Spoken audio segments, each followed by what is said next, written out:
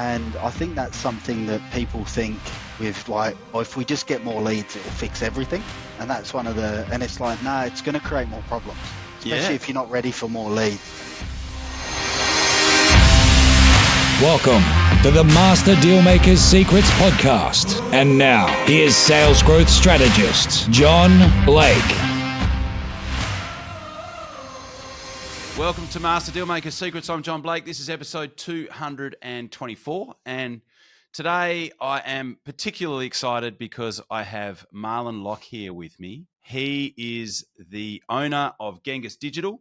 Marlon has got, I think, one of the most extensive backgrounds in sales and marketing that I've ever met. We tend to have people in digital marketing that are either from one camp or another. Marlon he's quite different in that he has a sales background first and foremost, and then started the digital agency. So he has a unique perspective on what it takes to generate leads in this particular market using digital agency type approaches, be it Facebook or Google. In more recent times, he's had a lot of experience and has done a bunch of study in terms of how to integrate AI. But he has that sales background, which is so important because he gets offers, he understands how leads behave. And in my experience, it does separate him quite substantially from the other digital agencies that are out there.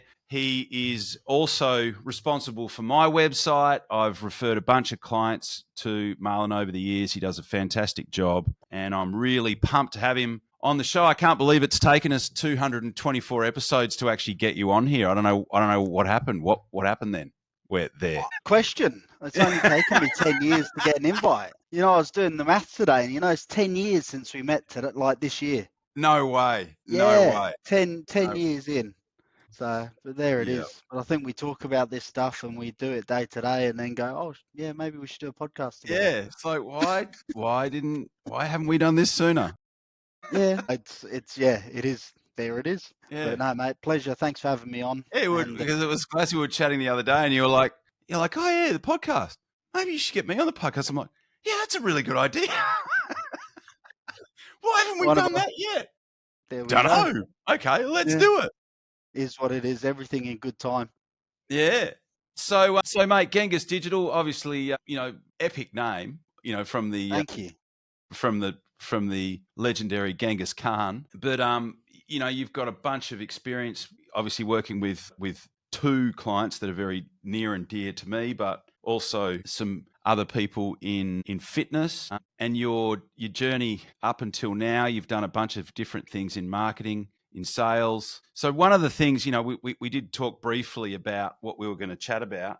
I think one of the best things that we could talk about, the things that I think the people that listen will get lots of value from, is how to get the most out of your digital agency. A lot of people will hire a digital agency and they will be really ill-equipped to deal with what that results in. Like from the, obviously the blatantly obvious impact of that is that if you've got a really crap lead management system, you may as well just grab a handful of $50 notes and flush them down the toilet. Set them on fire.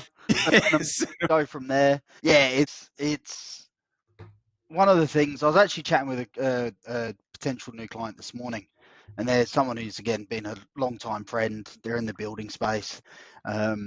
Great people who are now going into doing more with granny flats and stuff like that.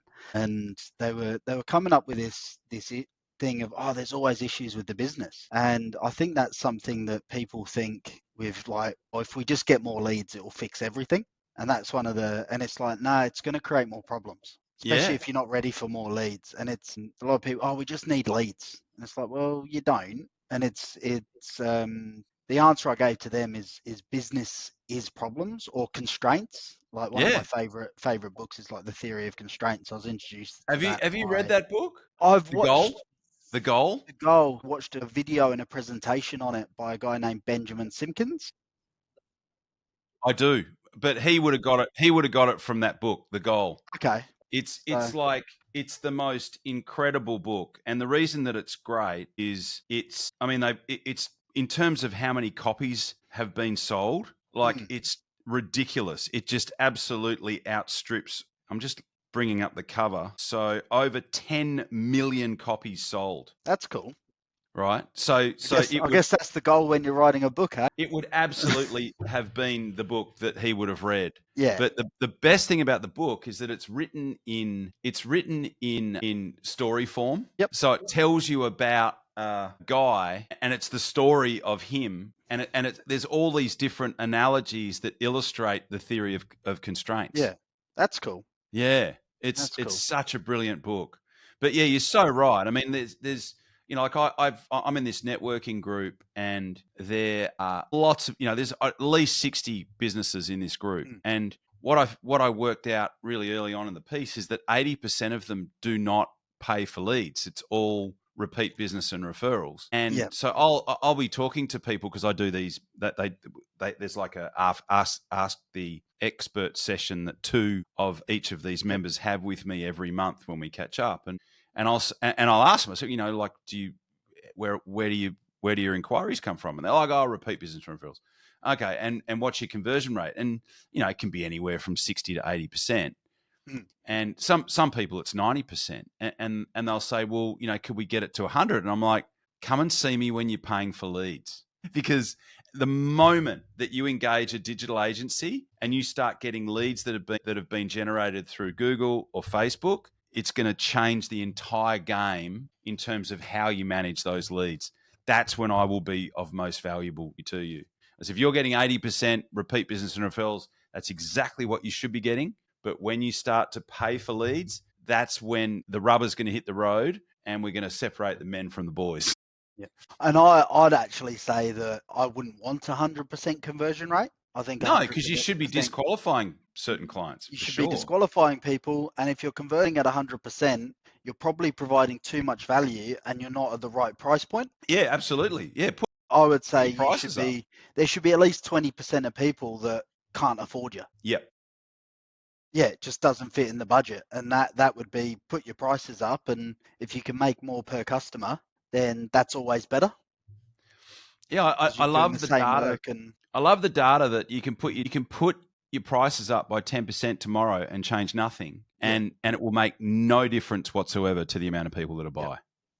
Yeah, I was having That this chat yesterday with a client of mine about he spends about $4,000 a week on credit card fees, on card payment processing fees, and Yep. I've been pushing him for the last 3 years, and fair sized business, and Yep. well they you can tell that by the fees they're spending, and I've Mhm. been pushing him for the last years, add it on so that when people are doing these transactions, because they're average customers $100 tops. Oh When they're yeah. doing the transactions, you're paying the fees on top. And he's been resistant and resistant and resistant.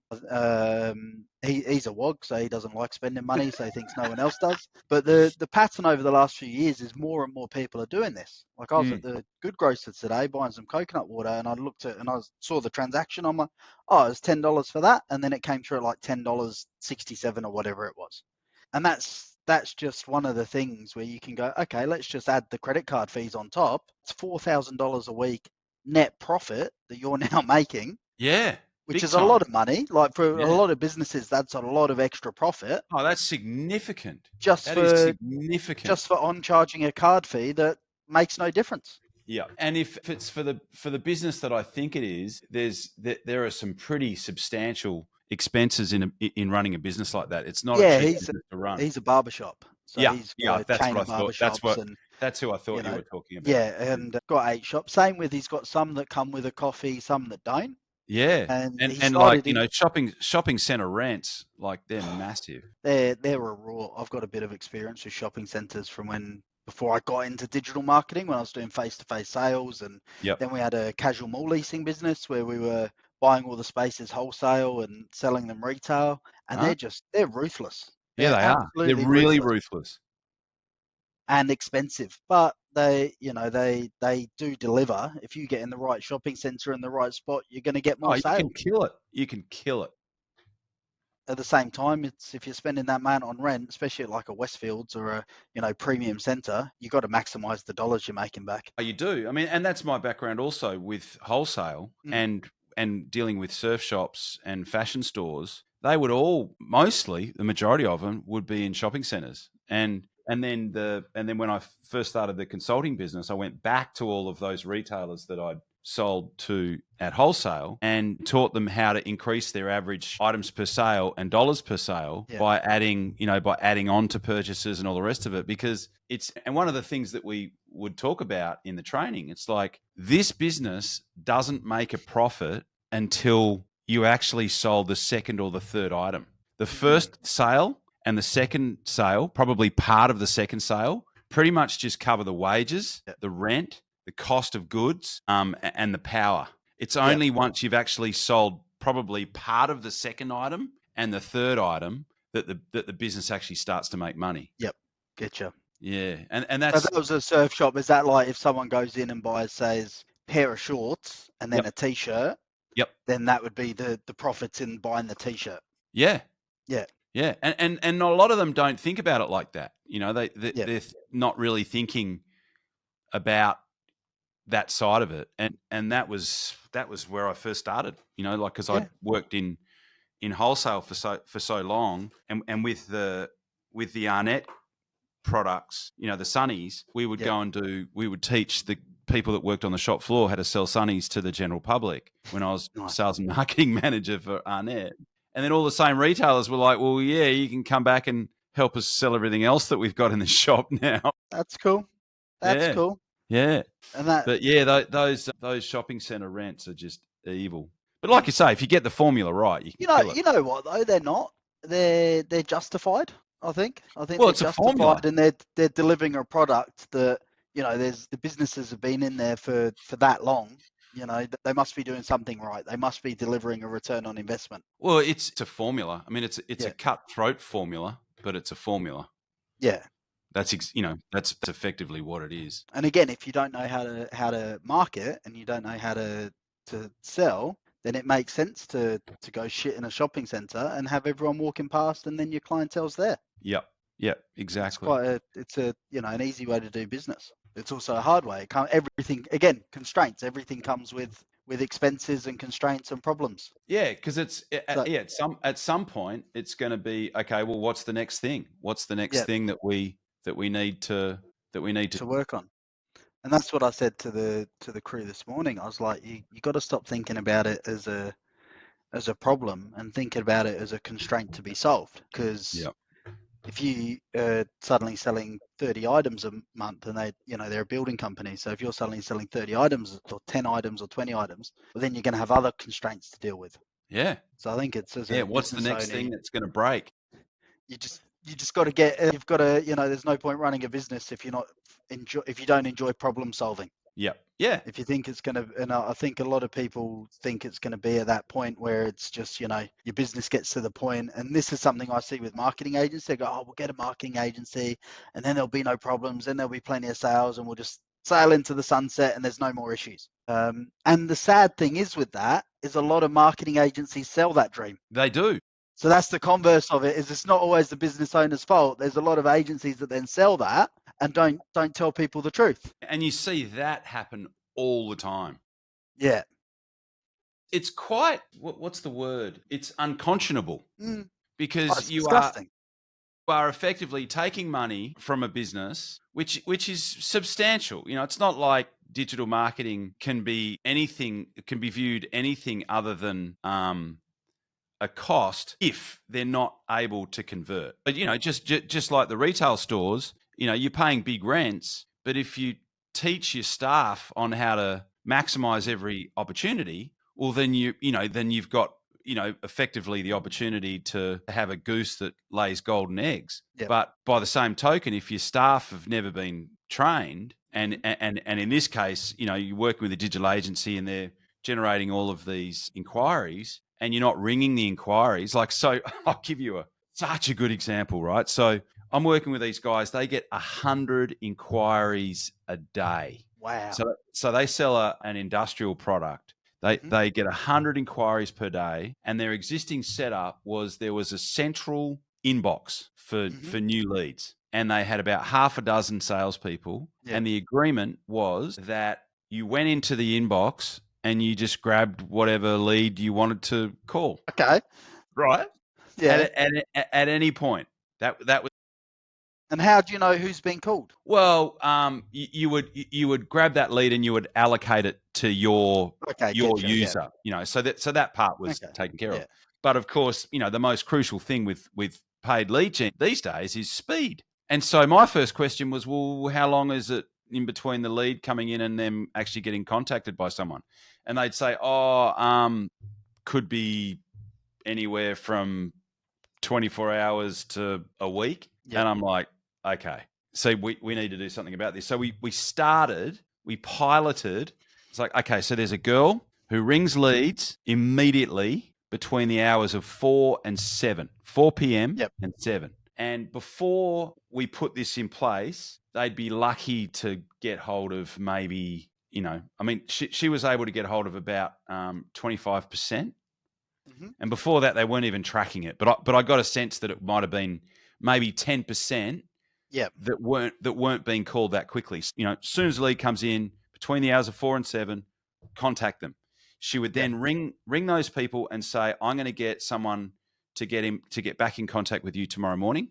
And then what happened in the morning is that their contact rate went from about 30%. So every lead that I'm given to call, I'll get hold of 3 out of every 10 to 8 out of every 10. Yep. Wow. Right. And that's just that window. Yep. 4 p.m. to 7 p.m. And I'm like, okay, well, seemingly let's deal with AM because they deal with people all over Australia. Yeah. Let's deal with 7 a.m. to 4 p.m. And so now they've scaled that, and now they're doing it. They're triaging every single new inquiry for the whole day. Yep. And it'll make a huge difference. Like it'll be in 3, 6, 12 months time, it'll just through getting back to people quickly, it'll be mammoth. The numbers will be absolutely huge. And they're already seeing shifts in their numbers. And that's the thing. It's like it can be just the smallest things that can make the biggest difference. Yeah, and I'd call that a big thing because it's has such a big impact. Yeah. And that totally. Speed to lead. Again, it's the same theory of constraints. Okay, we just need new leads. Boom, there's some leads. They'll get a couple of sales. And then it'll be like, okay, what's your speed to lead? What's your appointment setting process? What's happening with the lead after? That'll be the next constraint. It's always the same. And then it will be, okay, now let's talk to your salespeople and see what they're doing. Yeah. Have you got a sales script, a system, a process? And then what happens with the people that don't convert? Yeah, are you following up? Are you checking in? Yeah, the follow-up process. And getting the whole sort of the sales and marketing machine in place as opposed to we just need leads. I actually just popped into AI because I was just, where the speed to lead for me came from was someone put in front of me, it might have been you. It might have been you at one of your sales mastermind years ago, put in front of me that Harvard Business Review study into that, where it's like, and I just popped in AI, hey, what was that? And it's firms that respond within 5 minutes were 100 times more likely to connect with a lead compared to those that waited 30 minutes. Yeah. So just responding the most current in 5 data. minutes, Yep. Just responding within 5 minutes, 100x return on investment compared to 30 minutes. Yeah. Odds of qualifying a lead dropped by 400% if the response time exceeded 10 minutes. Yeah. It's ridiculous. And one of the things that's driving it is like really poor attention spans. Like they reckon that those shorts that everyone just flicks through mindlessly on their phones, right? They reckon that the average watch short about 12 months ago was 21 seconds. Guess what you would know this, I'm sure. Guess what the average watch short is today? 3 seconds? Probably. Last time I checked it was 8. Okay, yeah, it's between 3 and 8 when you just see the little clips there. Yeah. And then you just keep scrolling because if it doesn't capture attention, you just keep going.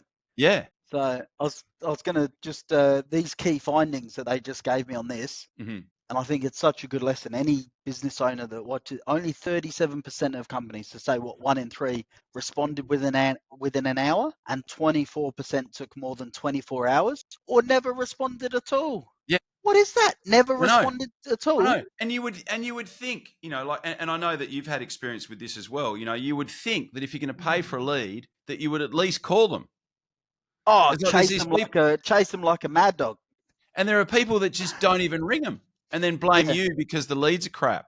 The best I had with that was one gym I was working with, and they wanted to blame the leads, and they had a new manager come in, and he's a really good guy actually. I'll tell you what he's done, a guy named Zach, and what he's done since we first met to now, he's actually moving on from that gym now, and he's gone to a job that's like double the pay, and he's had a really significant step up, and I had a really cool chat with him because he was like, "Oh, I couldn't have done it without you, and I want to engage you to keep helping me in the new role." Which is, Awesome. And he's going to be sales manager for like 20 childcare centres. Oh, wow. Awesome. Which is really cool. And he, when we first started, it was like, right, what's your appointment setting process? What's your sales process? And we just did maybe, he had the basic sort of gift of the gab that he knows how to talk to people. He's likable. He can build rapport. He had that sort of basic sales nous. Yep. And we just kind of tweaked it and just went, right, here's the appointment setting process. Here's the offer. Here's how we're going to get him in. You're going to get him in. Then I think I redid his pitch card for him, and he had all his different offerings on one pitch card. And I was like, no, we need to make one for each. So like they've got juniors, kids, adults, FIFO, like all of that was all. I was like, that's too complex. Let's just get one for each, and you can have a clipboard and then just go through whichever one is relevant to that person. Mm-hmm. And they've like tripled the size of their gym. Wow. And on track to, I won't say their name because there's the owner has said that if they can't let people know how big because of music licensing or something. Of they course. try and keep down it. So, I got that. But yeah, they're on the track to crack like a big number in the next few months, which is really cool. Yeah, brilliant. But I asked him if I get a testimonial. He said, I can't do that. Sorry. Nah. I said, why not? He said, it will cost me X amount a year. That's fine. Yeah. But yeah, the golden window for lead conversion within the first 5 minutes. Yep. Immediate responses significantly improve sales outcomes, while slower responses lead to lower engagement and conversion rate. Yeah. Well, I mean, my favourite example of this, and anyone who's been listening to me for a while might have already heard me say it, but when I was working for the RAC, so I worked for their security division, and they do like security systems, so home security systems. And on their website, because they get a lot of traffic because they're a big brand, there was a drop-down menu, and you had 3 different time frames where you could be contacted within. Yeah. It was like 3 different 3-hour time blocks that you could be contacted in. And I told them about the 5-minute rule, and they changed the policy straight away and changed the website so that and the policy became is that provided it's within office hours, provided there's someone in the office, the policy is that you ring that lead immediately. And they record their calls. And so someone's literally just pressed submit on an inquiry about a security system, and their phone rings. And we were listening to the recordings, and the RAC demographic is a older sort of higher socioeconomic, maybe Gen X boomer type clientele. And you could just imagine that the woman from Cottesloe, Claremont, or Netherlands, picking up the phone and going, "It's great service." You actually hear them on the phone, and they're blown away because they've only just clicked, and it literally translated into 8 times conversion because it's like, well, the RAC got back to me straight away. Yeah, that's actually something we did with that gym, and it's where I guess we're going to talk about AI, so it's actually good tangent in there. Yeah, we may as well. It's a good segue. We had to talk about segue. It. It's coming in. Yeah. It's one of the biggest things I've implemented is just like improving speed to lead with AI. Yep. Because for a company like RAC, they can do that. They've got big budgets, big call centers. But for your small, medium business, they just don't have that. Traditionally, they just haven't had the money to compete with that. No. Them hiring a full-time appointment setter, lead manager, like someone to do that is just not in the budget. The majority of small, medium businesses is the receptionist who's calling them up, and they've got other stuff to do, or there's someone's walked in the showroom, and it's just. So are you talking voice AI or text? Text mainly. Voice AI isn't quite there yet. No, that's my understanding. I've been Yeah, following some people in the space, and my understanding is that some people are using voice AI. In fact, I've even booked a seat at a restaurant not long ago down south, and they had voice AI. that's cool. Yeah, it was actually pretty good. It was Yeah, actually pretty good. But yeah, my understanding is that the general consensus is that text AI in terms of appointments, which it yeah. sounds like you're doing quite a lot of, is quite brilliant. But So the voice stuff is voice AI not is quite. Yeah, usable, but it's just not excellent yet. If no. that makes sense. Like it's Yeah, good, yeah, not great. yeah. Even if you said it's great, it's just not quite. You can tell it's AI. There's a bit of a delay, and it's usable. You could use it, but it's just not. I don't quite think it's there yet to be excellent, and I'd rather do things that are excellent. The SMS AI is just perfect. And my other understanding of voice AI is that it's not. There's almost no one using it in B2B. It's mostly B2C. No, I've seen it used in a little bit of B2B, but Yeah. not to the same extent. No. I think it depends on your product and your offering Yeah. and how Yeah. complex it is. Anything that involves different kind of like multi-layered Yeah. nuances or strategy or stuff like that. Yeah.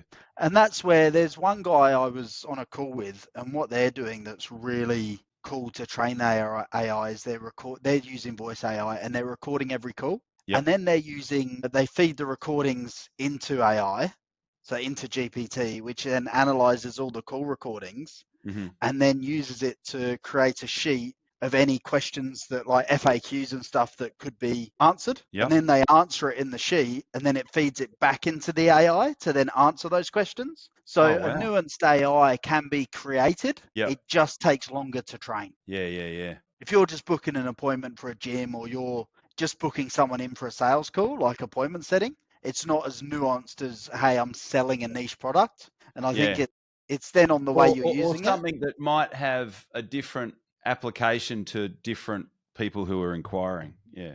Yeah, like I think when it's a sole purpose, then it's very good. Yeah, that's the impression I get. Yeah, I'd agree with that. So if it's, hey, you've inquired about a free trial at a gym, it's then very good at taking it from free trial to booking that class in. But if it's answering questions about, I think we spoke about like wine, and it's trying to understand someone's taste and make wine recommendations. It's very nuanced. It requires more questions, and the longer the process goes on, the more chance for error. Well, mum and dad were telling me I didn't hear the call, but mum and dad were telling me because they drink quite a lot of wine, and they were saying that they were getting this, this robot that was calling, and as soon as they asked it like a curly question or whatever, that the bot would just talk over them. Yeah. And that was that. I guess that was this, the way of dealing with it. Just talk over the person and then ask the next question, kind of thing. Again, the cynic in me though goes, well, what's that bot costing? And if Yeah. that bot's costing $1 an hour compared to paying someone $40, $50 an hour to sit on the phone and answer questions on a Saturday Yeah, it makes night, sense. it's still delivering a great return on investment. Well, they didn't really know whether it was a bot or not, but when they explained it to me, I went, "Oh, yeah, that sounds like a bot." Yeah, getcha. Yeah, but Ask they them for didn't the know phone number. We'll give them a call. that they were not 100% sure what it was. Yeah, getcha. And that's where it just sounds a bit. I had that offer. I remember when it first came out, I had someone cold call me with a bot, and I just was like, "Oh yeah, this is AI." And it was when they just keep repeating the question when you don't answer it. Yeah, It was weird. I was like, yeah, they're like answering a question. And I'm like, this sounds wrong, so I'm going to chuck some curly ones at it. yeah. And it just then, no, I hear what you're saying, but so when should we book that in? And I'm like, yeah, just poorly trained. Yeah.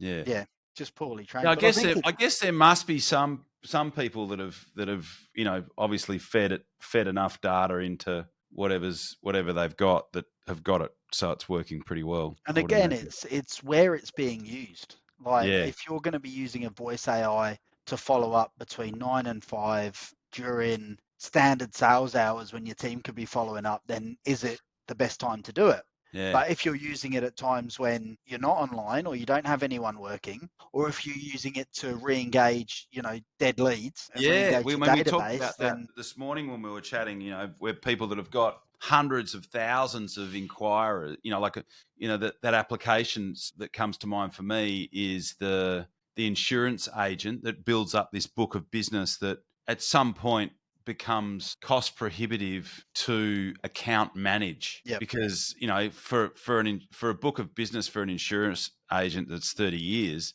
there could be hundreds of thousands of people, and so it's cost prohibitive to have an account manager to call all those people and say, hey, we need to book you in for a review. But if you've got an appointment making bot, either text or even voice, that says, hey, it's been a while, curious as to if you're interested in rebooking, to bring your insurance up to date.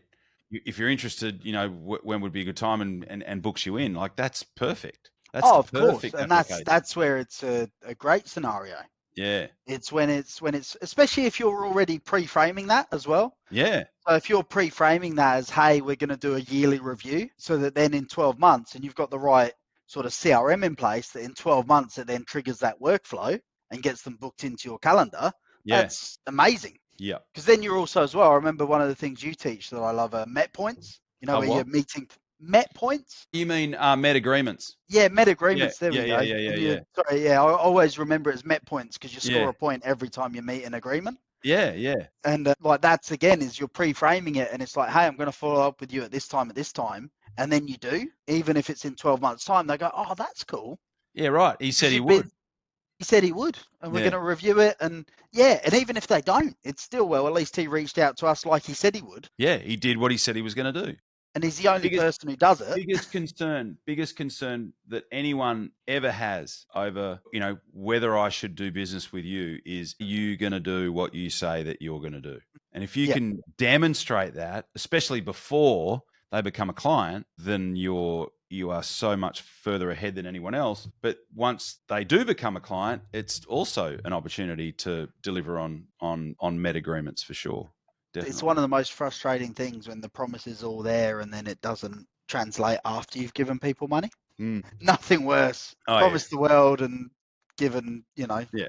No, it's a one-way ticket to nowhere. So, and there's a lot of people like that. You remember that? Oh, who was that fella that we looked up? That young lad that was. Do you remember? Do you remember? I do. Yeah, that ripped off. Told your friend $25,000 worth of appointments, and it looks like he and delivered nothing. Yeah, delivered none. I'll tell you what, that's such a common story. There's I think that's actually the first client you referred to me, wasn't it? With old Mandy. She'd been with an agency that she'd given a lot of money to, and they delivered zero leads. That was actually a guy who is a WA-based guy who I won't mention because that wouldn't be cool. But if anyone wants to know, just ring me and I'll tell you. Who approached me and said, oh, this is before you, I think this might have even been before you set up your agency, or probably just before, I think. Yeah. And he said, we should partner because, you're helping people convert leads and I'm helping people generate leads. And I said, all right, well, I've got a client. I'll give you $1,000. If you can generate some leads for her, then I'll pay for it. So I paid for my client. I gave this guy $1,000 and said, what can you do? And he did nothing. Wow. And he didn't, that was it. It was like nothing. No inquiries. Did he add you to the Facebook ads? Did you see any spend or anything? Or did he just take the money and go, oh, whatever? He took the money and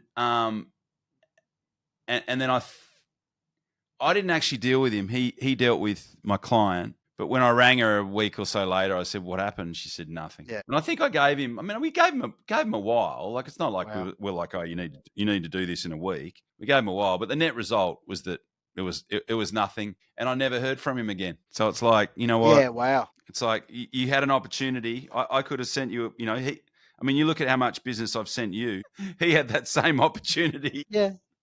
Yeah, I'm still. I think I started working with them in knowing the personality. I don't think I would have got on well with him. What was that? What year was that? I think I started working with that same client in 2021. I started working with them, and still work with them. And they're one of my favorite clients. So in case any of my clients are listening, all my favorites. It's like children. We love you differently and equally. But they're. But I'm just having a look here actually in her ads account. Well, we generate at least 100 leads a month just through her website and through SEO, and that's before we get Oh, into wow. Facebook ads, which I think are about another 150, 200 leads a month. Yeah. Yeah, one campaign here, because there's obviously lots of campaigns, but I'm just having a look here. One campaign here has generated 1,000 leads, over 1,000. Another campaign here has done 1,500. Another one here, Whoa. 421.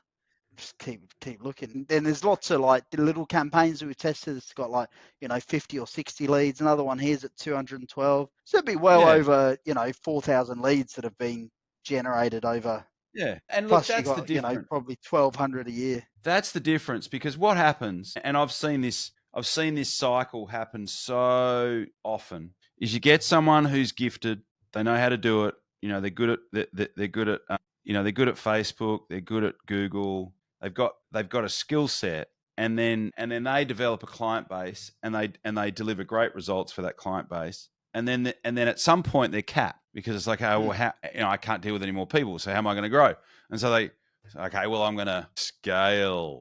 So what do? They hire a bunch of people and they try to teach them to do the Yeah, same stuff that they do, and they do an okay job, but they don't have that nuance, that depth of skill. And yeah, then they go and bring on a whole bunch of new clients, and those clients don't get results. And in many cases, those clients get left behind. yeah, And then that's what causes the rot to set in. And I've seen that happen, and had so many clients that have had that happen. And that's what yep, you get when you deal with someone who's dealing closer to the market, that's more that's more responsive, and where you're dealing with the guy that's actually got the skill set. yep. And It's I've like, if got team that do stuff, and the way I've scaled is I only take on enough clients that I'm still managing the first 10%. I'm yep, managing the daily quality control, and then yep, I'm managing the last 10%.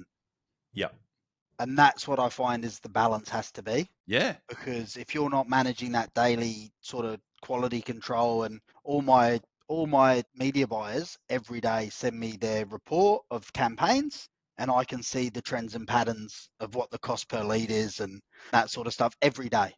yeah, And then we know what to look at. But if you, and I'm at the point where I could teach that to someone, but it's being on it, and it's caring as well. Like yep, tell you what, that's one of the things with a lot of agencies. They just don't care enough. They actually just don't. They don't give a fuck. Sorry, excuse the yeah, language, but it's yeah. just they just don't care. I And I that's wonder if the I wonder if we'll get an explicit. I wonder if we'll get like a little explicit content have logo. to make a note here at whatever this time is to the editor to put a I little don't mind. beat out. Oh, I fair don't enough. mind. Fair enough. It's not like we're breaking new ground. No, no, I am trying to rein it in. That's the other thing I see with agencies and with a lot of people, and I think we spoke with Tan about this. They don't know how to manage an agency. No, they They don't. don't know enough about it. And then there's agencies that come along, and this is the your mates model, so we'll call it the KB model, and they'll say, hey, their retainer will be $5,000 a month. And they'll just say, hey, $5,000 a month. And I remember this was actually happening with Tan when she was working with that agency as well, Yep. where they were just charging a monthly retainer. And it's like, okay, great. How much is going to ads and how much is going to managing that? And I remember the first time I asked you that question, you're like, well, I don't know. Yeah. Yeah. And there's a lot of agencies out there that will do that to businesses. And I've seen it again and again and again, where you jump into the ads account and they've been charged 5, 6, 7, 8 grand a month. Maybe $800 has gone on ads, $1,000 gone on ads. It's 50, even a 50-50 split.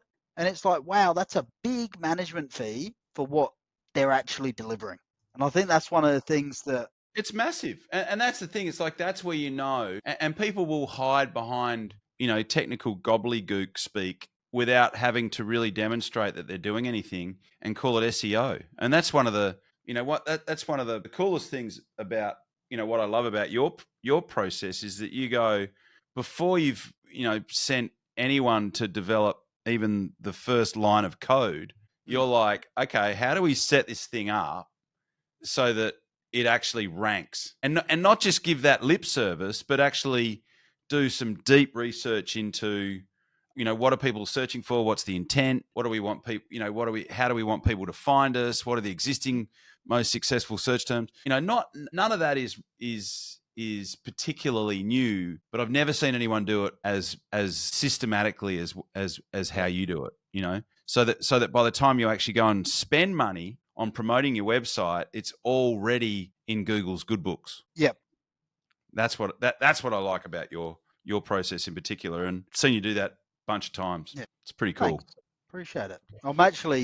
I think the other thing as well, and it's something I'm always reminding myself, and this is with SEO specifically, is telling people when it's not worth it. This is kind of transitioning from the social media ads, which is, the paid ads, to the more organic, is telling people when, hey, it's actually not worth your time doing SEO. Yeah. Or Yeah. we're gonna do some branding and it will help other things, but it's gonna be a long time till you get a direct return on investment from SEO. And nothing annoys me more than, I did SEO for 4 weeks and they said I'd get something in 4 weeks, or they do the keyword shuffle. That haven't managed expectation at all in that situation. They ranked in Australia for the keyword attorney instead of lawyer. So no one calls them attorneys over here. So that it's not a valuable keyword. No, So it's easy to rank for. And that's really frustrating. And even like I'm moving away from, so I'll build a website for someone, but I'm moving away from doing SEO. Like I'll build a website with SEO best practices and that, but almost moving away from doing SEO straight away, because often and SEO leads are the best leads. Like every client I've got, when you look at the stats and the lead sources and they're talking to them, everyone loves the SEO leads, but it takes a long time to get that. And it's got to be a long-term play. So I'm finding more and more what's happening is I'm actually saying, hey, let's not do SEO straight away, because that could be a couple of grand a month that you're spending. Why don't we put that into paid ads? Really nail your paid ads. So one, we get your message right. We're then going to nail your lead gen and your appointment setting, then nail your sales and get you to that point where spending that money on SEO is inconsequential. And that's the bit that's the bit where understanding the sales process is valuable, because you're like, okay, well, what's the end result? What does this sound like in a sales conversation once someone actually contacts the business? Yeah. And what's it like in the sales process? What are the objections you're having? How can you redo your offer so that it's hitting the right people? And then also explaining the upsides and the downsides of offers to people. It's like you can't have a premium offer and then whinge when your conversion rates are lower. Yeah, exactly. Because you're going to lose people on price. You're going to lose people on that. But you've got to make that conscious choice of where you want to be in the market. Yeah, because you're tackling a fairly skinny part of the bell curve in terms of demand, which is also fine.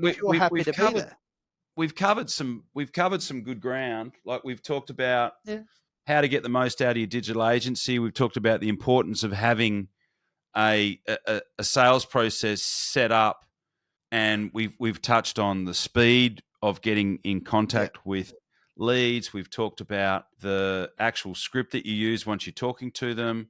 We've talked about offers. We've talked about following up. We've talked about appointment setters in situations where you've got large volumes of leads, or you've got a re-engagement strategy that you want to deploy on, for a business like a mortgage broker or a financial planner or an insurance broker, where there are large volumes of people that have bought previously, but it's not financially viable to actually have a human contacting them. Now there are really good, cost-effective ways that you can re-engage those people. And we've talked about how AI can help you to do that, where voice AI is and in what contexts that actually makes sense to use. We've talked about how to use text, and we've talked about getting websites set up properly from an SEO perspective, and offers. Mate, we've covered a lot of ground. A lot. Is there anything else you want from me? Anything else we can talk about? We've done well. Actually, I repeated that sales advice that I probably shouldn't repeat that one. I was chatting today about sales, and it's like sometimes you got to, sell a 6 so you can find your 10. Yeah, well, totally. I think that's sometimes you just got to not be too picky. Just getting one under your belt, Yeah. And people can sort of fill in the blanks there on their own, but just just getting one under your belt, can re-engage. And what I find is a really good precursor to that is if you're in a slump, because everyone goes through that that period once where they feel like they're wearing client repellent, where they feel like the cologne that they're slapping on in the morning is client repellent, and people just aren't going anywhere near them. And one thing that I've talked about before is one of the best things you can do is ring 5 clients that think you're amazing, because it'll change your vibration, and you'll bring that vibration into the next conversation with a potential client, and they'll pick up on that, and they'll be so much more likely to buy as a result. Do you know my funniest lead gen method that always works for me? Prayer. Really? Mate, the amount of times I'm like, right, I need some more leads in my pipeline. God, can I have a couple of websites rock up? Can I have this? Can I have that? And literally someone just appears in my inbox. Hey, can you help me with this? Wow. I'm like, there we go. It's amazing. Because you are actually a man of the faith, aren't you? Yeah, I don't know if you'd call me that. At least you have been on occasion. Look, I believe in God, and I believe in that there is a creator, and I think and I believe in just doing my best to, like, you know, help people and look after people and do right by people. That's kind of where I sit in that. Yeah, well, you've certainly done the right thing by me, you know, especially thanks, you know, mate. when we, you know, that situation that we touched on before with my wife's business, that was huge. And particularly grateful for that. Got me in trouble. Assistance. That situation got me in trouble with your wife. She's like, thanks for helping, but you're supposed to be my friend, not John's. Like, why do you talk to him more than me? I'm like, I can't win. And that was obviously, I was more than happy to help, because that was a shit situation from a shit agency. Sorry, excuse the language again, but it makes me quite angry. Well, it's accurate. That was what was going on. When people charge $8,000 for a marketing review, and I'm like, that's just the stuff you should be doing anyway. And again, it's predatory practices, because, you know, especially business owners, when they're in that desperate situation that their business is struggling, and you appear as like an angel with, hey, I'm going to fix everything for you, and it's just not cool. It's just not cool. It really wasn't. And again, not mentioning any names, but if you want to know, ring me. Yeah, and then they're almost, you know, I know this word gets thrown about, but you call them out on it, and they're almost narcissistic in the way they deal with it. Yeah. You know, and I think there is something very unlikely to take responsibility in that type of situation. And I think there is, you know, as part of an agency, you do need to look at your clients and make sure they're doing what's best, and making sure they're following best practices. But you've also got to take their feedback on board and go, right, what can I do better with my ads? Like, you know, okay, we're getting the quantity. Now let's focus on improving the quality of leads. Or, you know, if it's consistency, we're not getting the quantity, or cost per lead is too high, or, okay, so what can we do better? And that's where, like, in the last probably 4 or 5 months, I've just moved away from Google ads, because they made a heap of changes to the platform. And it's just not, and you're going to get a better quality lead from Google, but because the cost per lead has gone up so much, it's just not worth it. Yeah. And so let's go. That's the thing. It's like, it's the goalposts are constantly changing. It's such it's an ever evolving market. Yeah. If you're dealing with people that just don't care about your business, it's not worth it. No. And that's where, what was I just going to say? I think it's when it comes to managing an agency, it's the 90-day rule. It's like, you know, don't sign a 12-month contract. No, never sign a 12-month. And you know, and if you're not actually getting paid leads, you know, that you can clearly see are coming from the activities and the actions of the agency into your business. If you're not seeing paid leads within 90 days, it's time to move on. Yeah, and I'd say the other thing is as well, there is, as a business, is so paid leads within 90 days, yes. Even you should have paid leads within the first month. If you're running Facebook ads, you should have paid leads with first month. Of course. Should be worst case they're the easiest ones to generate. You know, you should have some sort of, and you should have a strategy in place for your top of funnel, your mid of funnel, you know, your cold audience. And you should see the trend. You know, you should start to see the trend upward. Yeah. But I think it's, where was I going with that? I've just had a bit of a blank. So you got paid leads coming in, but I think it's you should be looking at your holistic strategy. Yep. You should be looking at your data and going, right, are they asking for feedback on every lead? They're just going, oh, well, we're getting you leads, and they're not looking to then improve the quality of the leads. Transparency when it comes to where your money's going, I think is a big thing. Yeah, I agree. Yep. Is a very big thing. And then even just tracking your data, know your numbers. Yep. I'll tell you what, the amount of businesses that would just benefit from having a spreadsheet that they update every week of leads in, appointments booked, closed, follow-up, dead. That's what I do to every single salesperson in Yeah. every single business I work with. It's lead in, number of dials, number of conversations, number of appointments, number of sales, Yeah. dollar value of the sales for that week. Yeah. Every single one. And then the you can next see- part and you of can that see the- is, You can see the trends and the transitions from each one. and the next part of that is how many times are you calling a lead? Yes, of course. Because if you're ringing them 3 times and thinking, hey, that's going to be the answer. Yeah, no. How many times are you engaging them? Are you engaging them with email? Are you going, like, it's looking at that whole ecosystem that creates sales and marketing, and then just not going, hey, one thing's going to be a magic bullet. I think you talk about the legs on the table really well. Yeah. That was, I remember that one, the legs on the table, and making it firm. That's cool. Yep. You got to give yourself. Well, mate, that's probably as good a point as ever to wrap up. But mate, really appreciate you being on. We'll have to do it again. We'll have to get you back for part 2. Yeah, let's go part 2, and we'll talk about let's go deep. This has been very broad. Yeah. Let's get one subject and just let's talk about CRMs and sales. Yes. Yeah, that's a good. Yeah, that's let's really just talk good one. about lead management and CRMs and sales. I mean, we're talking about AI. I've got clients that haven't even got a CRM. I was on a coaching call this morning with a bunch of people, and it's like, we're all talking about AI. I said, I'm talking about CRMs to certain clients. They look at me like I'm eating spiders. Yeah.